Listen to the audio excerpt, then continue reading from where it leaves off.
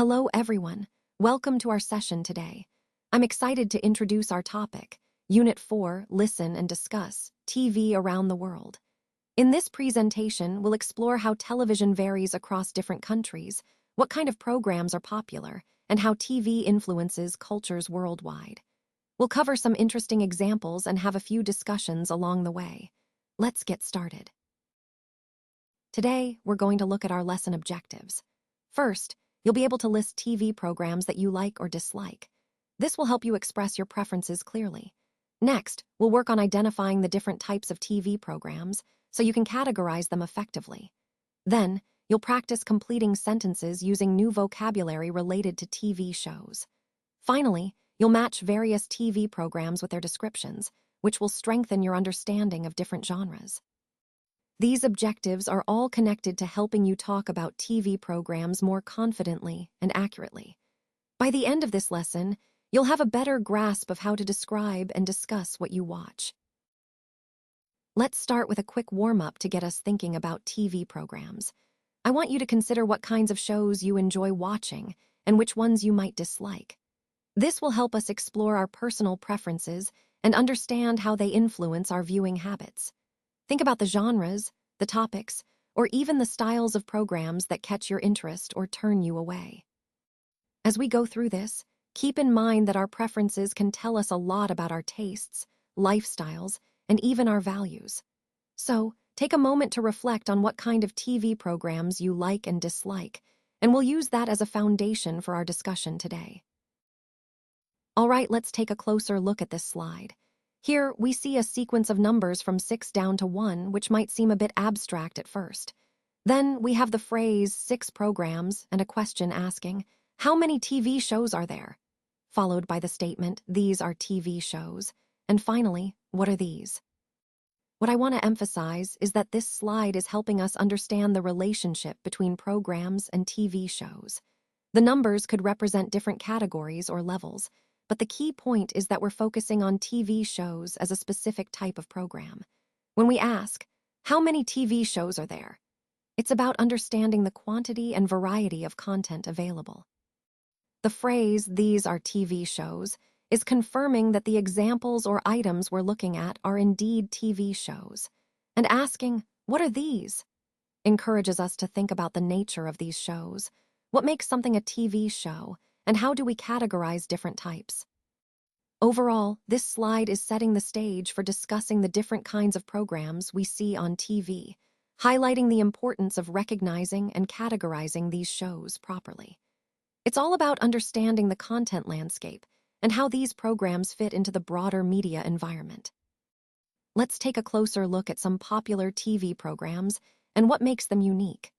First, when we ask which program is from the US, the answer is CSI. It's a well-known American crime drama that has captivated audiences with its investigative stories. Next, we have Sasuke and Hoi. Sasuke is a Japanese obstacle course competition, while Hoi is more of a sports program. Think about watching live sports or sports analysis shows. Now, which program is good for family viewing? That would be Jeopardy. It's a quiz show that everyone can enjoy together, encouraging learning and friendly competition. Speaking of quiz shows, Jeopardy is a prime example, where contestants answer questions across various categories. Moving on, we have National Geographic videos and shows. These are excellent for those interested in documentaries and learning about nature, science, and different cultures. It's about providing educational content that broadens our understanding of the world. Finally, there's Top Gear, which is all about cars. It's a popular show focused on automotive topics, car reviews, and adventures. Overall, these programs demonstrate the diversity of TV content, from dramas and sports to educational documentaries and entertainment. Recognizing these differences helps us choose the right programs for different interests and viewing preferences. On March 30, 1964, a new chapter in television history began. This was the date when the very first episode of Jeopardy aired. It was broadcast on a Tuesday at 9:30 p.m., a prime spot that helped it reach a wide audience. So when exactly does it show? Well, it was scheduled for that evening, capturing viewers' attention at a consistent time each week. Now, Jeopardy is an American quiz show. That's its genre and what made it stand out. But what exactly is Jeopardy? It's a game show where contestants are presented with answers and must respond with the correct questions. This format was quite innovative and contributed to its popularity. Throughout this presentation, we're exploring how Jeopardy became a cultural phenomenon, and understanding its origins like this helps us see why it's been such a lasting show. So, keep in mind these key details: the air date, the time slot, and its identity as a quiz show, because they set the foundation for its success and impact. So this show is broadcast in a pretty wide region, including Mexico, the United States, Central and South America, and even parts of Europe. That means it reaches a diverse and international audience. As for when it airs, it's on Monday at 9:00 a.m., which is typically considered the Mexican morning show time slot. This timing is strategic because it's when many viewers are starting their day and looking for engaging content. Now the show is called Hoy, which translates to today in English. The name suggests that it focuses on current events, daily news, and topics that are relevant right now. Overall, understanding where and when this show airs helps us see its purpose, connecting with viewers across different regions at a time when they're most likely to tune in for fresh, up-to-date content. Let's take a closer look at this specific moment in time. Thursday at 8:00 p.m. now. What exactly does that time indicate? It's meant to highlight a particular event or activity happening at that hour. Moving on, the slide points out that this moment is set in the Middle East back in 1998. This helps us understand the geographical and historical context of what we're discussing. The next key question is, where was this launched and when did it happen? Identifying the launch location and date is crucial because it marks a significant milestone in the timeline we're exploring. It connects to the overall theme by showing how developments in this region during that period contributed to the broader narrative we're presenting. So keep in mind, this slide emphasizes a specific time and place, an important moment in history that shaped subsequent events. This helps us see the progression and impact of technological or cultural shifts in the Middle East during that era, bringing our story to life. Now, let's take a closer look at the concept of crime scene investigation, or CSI. When we see CSI, it immediately makes us think of those detailed, methodical processes used to solve crimes. So, what does CSI actually mean? It's all about gathering evidence, analyzing clues, and piecing together what happened at a crime scene. On this slide, I've noted that the scene is set at Thursday, 9:00 p.m. You might wonder, why is the time important? Well, the time gives us context. It's when the crime took place or when investigators arrived. Knowing the exact time can be crucial for understanding the sequence of events, identifying potential witnesses, or correlating other evidence. So what time is it shown? It's Thursday at 9:00 p.m., which helps us picture the scene and the urgency involved in the investigation. Throughout this presentation, we've been emphasizing the importance of precision and attention to detail, qualities that are vital in CSI work. This slide ties into our overall theme of understanding how forensic science and investigative techniques work together to uncover the truth. Remember, every detail, including the time on a clock, can be a vital piece of the puzzle in solving a crime. So here we see that approximately 350 million viewers tuned in for this program. That's a huge audience, highlighting how popular and influential it has become.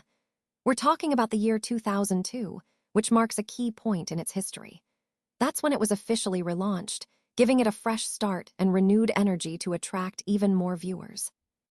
Now, moving on to the content itself. What is this program really about?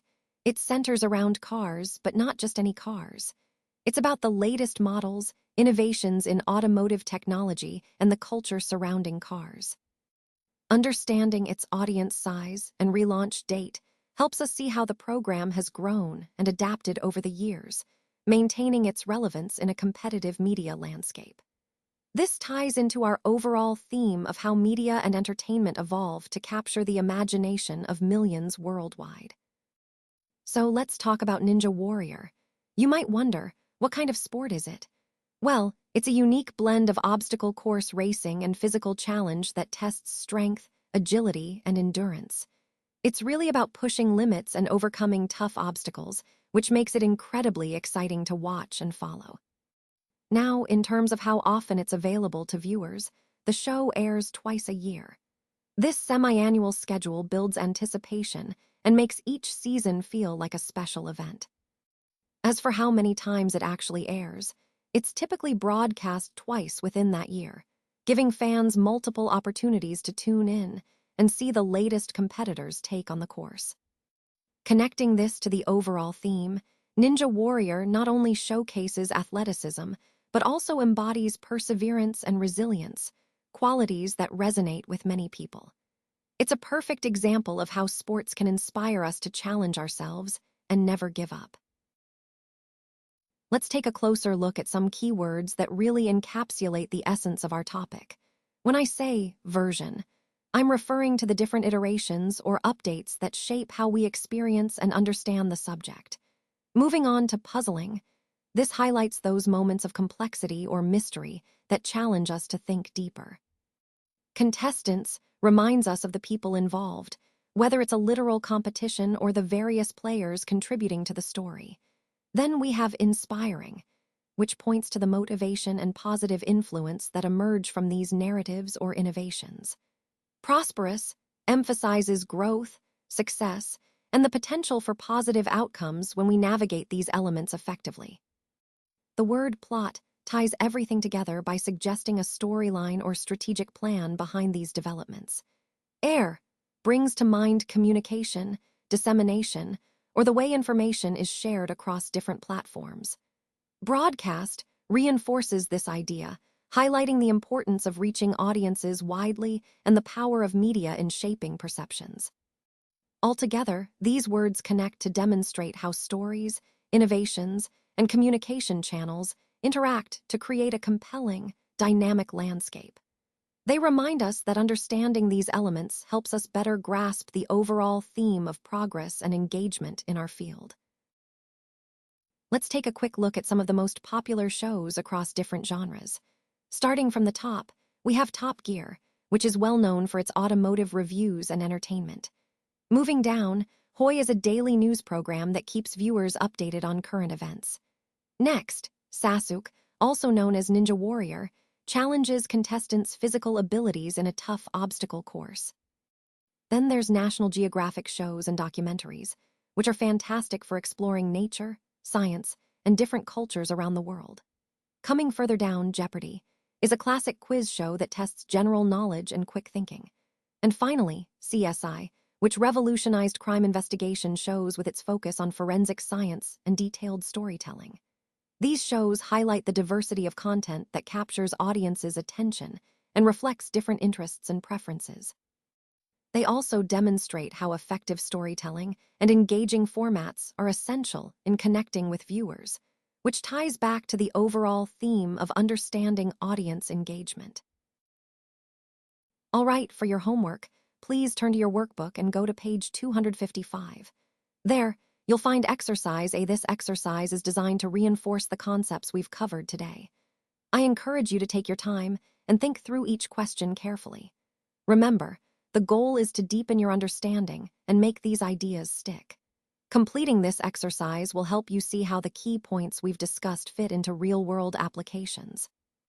So make sure to give it your best shot and don't hesitate to revisit the material if needed. Keep up the great work.